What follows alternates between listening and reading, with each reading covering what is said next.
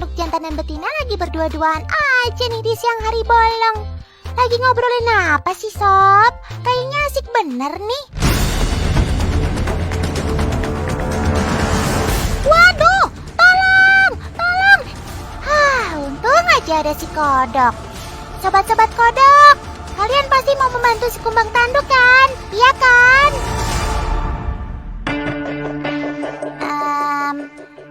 Tapi kenapa ya? Perasaan Otan kok nggak enak banget lihat dua kodok ini? Apa karena mukanya yang serem-serem banget ya?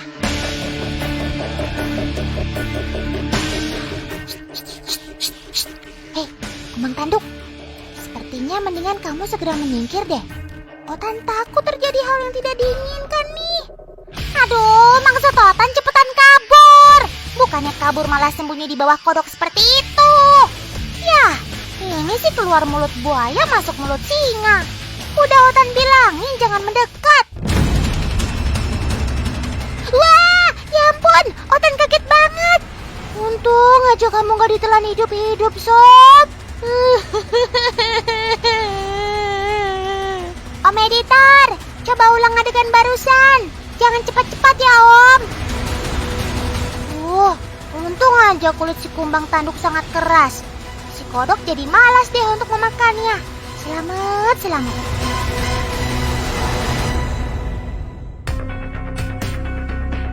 Memang dasar si kodok, bikin panik aja. Kodok jenis Pac-Man ini memang tidak aktif berburu mangsa. Ia lebih suka menunggu mangsanya mendekat. Jadi tinggal hap deh. Kalau gitu, sekarang cepetan kabur sebelum si kodok berubah pikiran.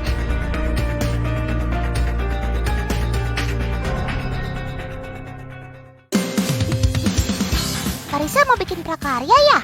Asik. Ada yang bisa menebak kira-kira Karissa mau bikin origami bentuk apa? Ya, betul. Bikin origami bentuk kodok.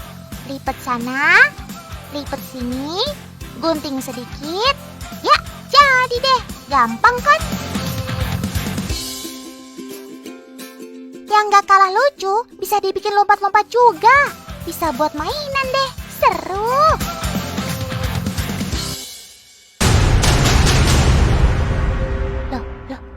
Loh. Kok tiba-tiba jadi gelap gini sih? Apa yang terjadi nih? Ya, saatnya berubah. Pac-Man Ranger siap untuk beraksi, menumpas kejahatan demi keadilan. Ciat! Otan kira kalian beneran Pac-Man Ranger, Sob. Habis warna kalian mirip sih dengan Power Ranger. Ada kuning, coklat hijau, biru, merah, dan juga merah muda. Ini mereka bukan dicat pakai tinta ya, tapi dari lahir memang sudah seperti itu warnanya. Cantik banget kan? Inilah yang jadi daya tarik sobat reptil peliharaan ini. Mutan warnanya tak terhingga.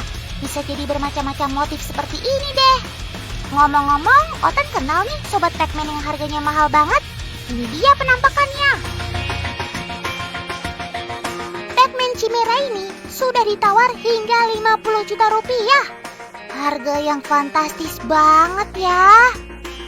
Hal yang membuat kodok ini sangat berharga adalah karena motif di wajahnya. Dia punya wajah dengan separuh warna yang berbeda. Sulit sekali untuk mendapatkan motif Pac-Man yang seunik ini. Makanya harganya bisa sangat mahal.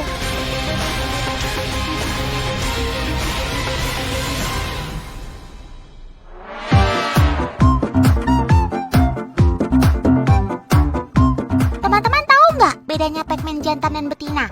Perbedaan mereka bisa dilihat dari ukuran tubuhnya. Yang besar ini adalah Pac-Man betina, sedangkan yang kecil ini adalah Pac-Man jantan.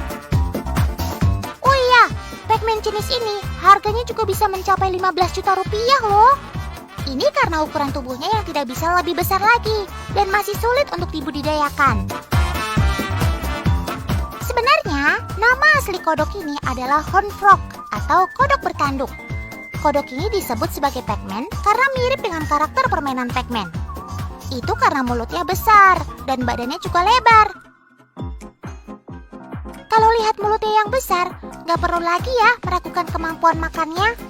Mereka benar-benar rakus. Semua benda bergerak yang mendekatinya akan langsung dilahap.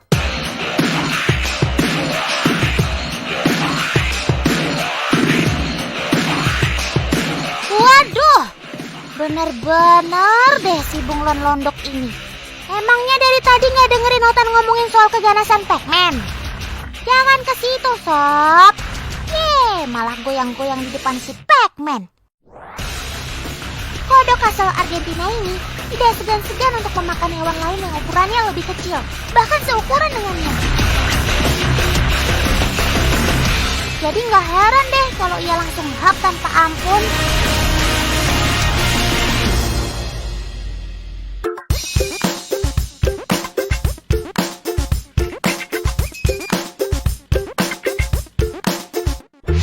Otan penasaran, seberapa besar sih nafsu makanmu? Kebetulan banget nih, sekarang saatnya kalian makan.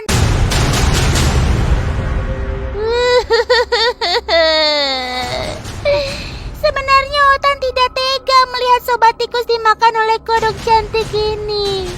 Tapi mau bagaimana lagi? Inilah yang dinamakan rantai makanan. Ternyata dua kodok cantik ini tidak langsung menelan mangsanya. Mereka akan membuat mangsa kehabisan nafas terlebih dahulu.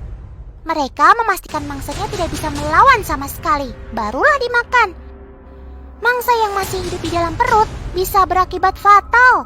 Ia akan menggigit balik si pemangsa, dan akhirnya pemangsanya bisa mati deh.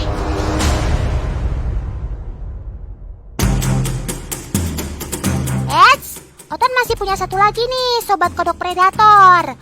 Namanya kodok Budgets, atau juga disebut kodok Kruger. Walau mukanya lucu begini, ia juga cukup ganas loh. Memang gak seganas Pac-Man dan juga Pixie sih. Ia lebih suka makan ketika di dalam air seperti ini.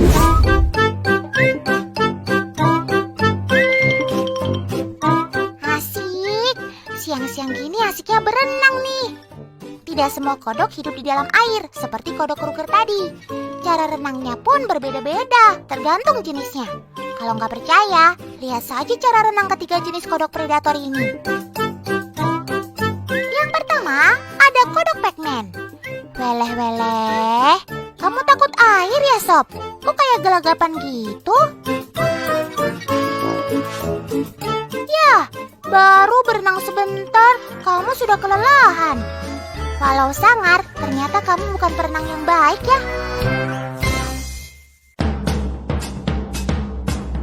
Baiklah, kita lanjutkan peserta renang yang kedua. Kita sambut African Bullfrog. Asik bener, Sob, berenangnya. Kamu terlihat nyaman ya di dalam air.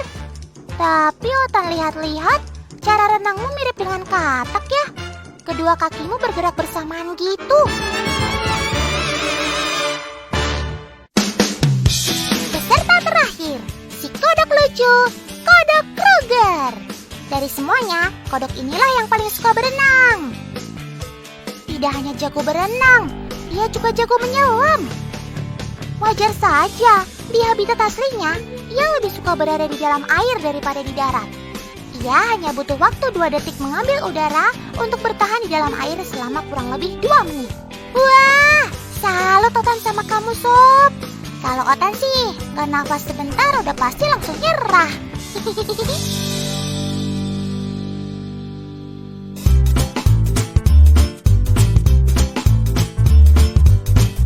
Ngomong-ngomong soal Kruger, sobat Otan satu ini punya satu keunikan loh. Keunikannya ada pada suaranya. Karissa mau coba kasih tahu teman-teman nih suara Kruger seperti apa.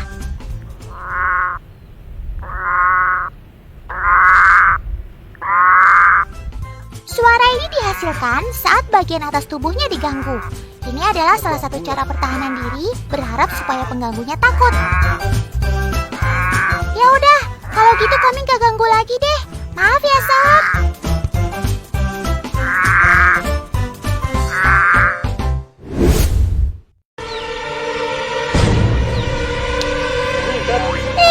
Itu kan lebah, Paman. Hati-hati, paman, jangan didekati, nanti disengat loh. Minum air ben pahe. Yang mana pale? Haro ben paden raba guru. Ya. Walaupun lebah terbang sangat cepat, paman-paman ini tahu lebah akan terbang ke arah mana. Maklum saja, sudah terbiasa gitu loh. Hebat sekali paman-paman ini. Pasti sering nonton-nonton ya, makanya pinter. Jadi di mana letak sarang lebahnya? Nah, iya.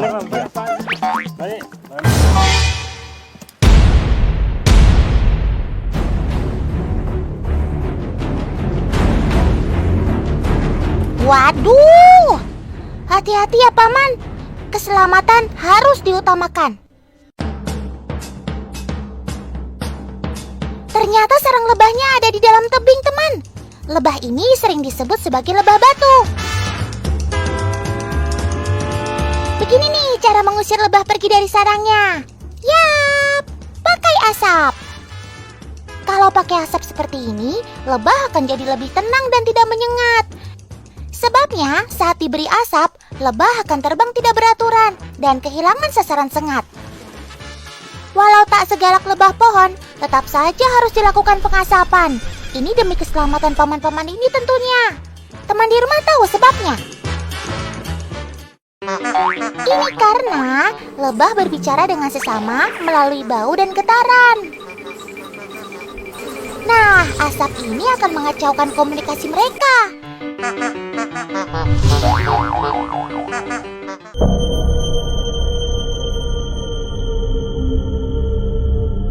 Dan juga lebah-lebah ini jadi tidak bisa mencium bau, teman. Jelas saja, kan jadi tersamar bau asap. Wah, ada-ada saja ya. Bener aja. Tuh lihat, lebah-lebahnya berterbangan. Wush, wush, wush.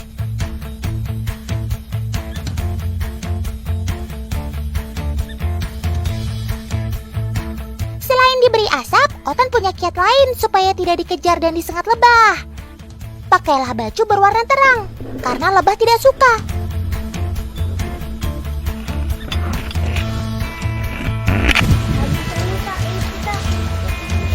Selain itu, cobalah bergerak secara perlahan dan patah-patah sambil menjauh. Si lebah tidak menyukai gerakan seperti ini jadi sasarannya. Tapi kalian jangan malah jadi goyang patah-patah ya. Kita masukin apa ya? Lebah batu dikenal juga dengan nama Apis cerana atau lebah lokal. Mereka adalah lebah asli Asia. Serangga koloni ini hidup tersebar mulai dari wilayah Afghanistan, India, Cina, Jepang, Indochina, Semenanjung Malai hingga ke Indonesia. Untuk kalian ketahui nih, mereka suka membuat sarang di tempat yang tinggi loh. Bisa di atas ketinggian 15 meter lebih. Wih, tinggi juga. Kalau kesasar bagaimana, Sob?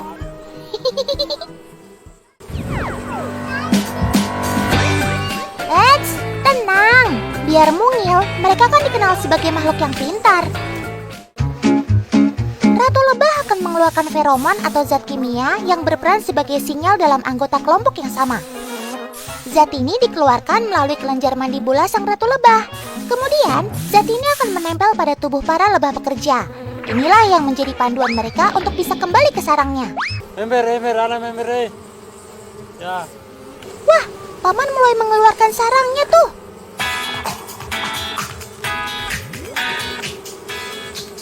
Ayo cari yang banyak madunya, paman. Madu adalah cadangan makanan lebah yang dihasilkan dari sari bunga. Madu ini baru digunakan saat sulit makanan.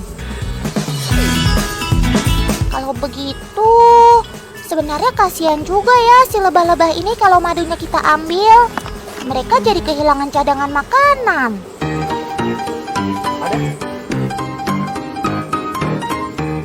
Tapi asalkan lingkungan kita dijaga dengan baik, para lebah tidak akan kehabisan makanannya. Sebaiknya kita tidak mengambil madu mereka berlebihan ya. Sisakan sedikit untuk...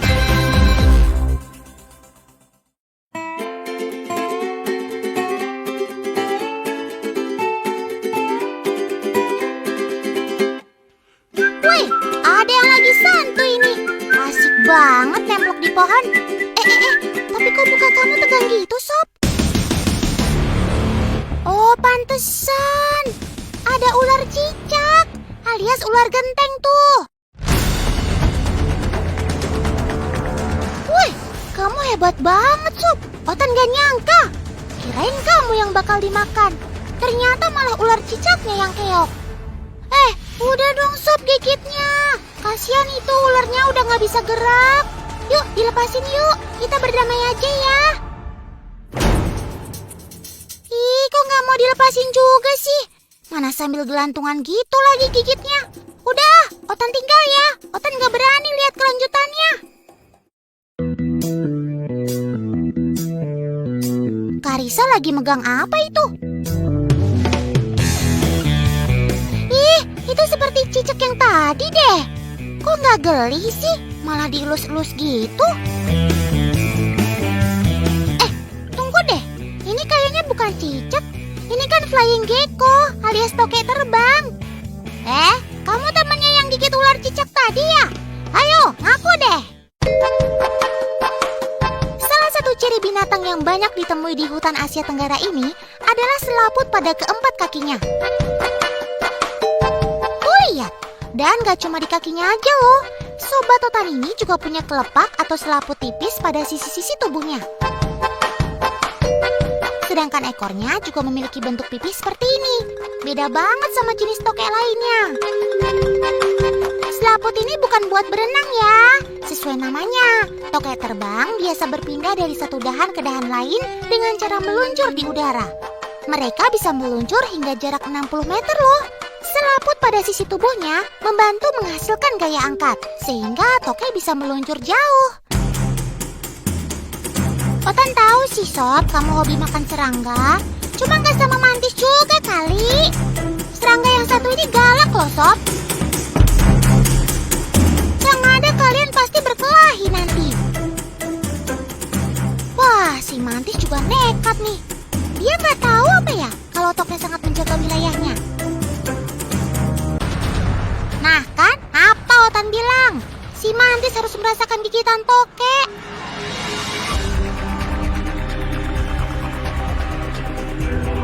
Tuh, si mantis mengambil sikap bertahan. Dia memilih bergelantung seperti daun. Gerakan kamuflase ini akan terus dilakukan sambil menunggu gerakan tokek selanjutnya. Si mantis pasti kapok deh nih. Tokek terbang dilawan. Sing ada lawan, Bung.